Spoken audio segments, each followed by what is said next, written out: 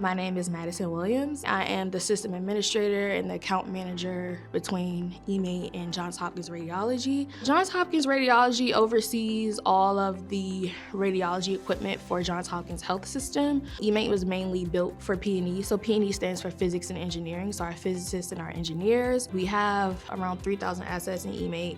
We have over 500 end users monthly.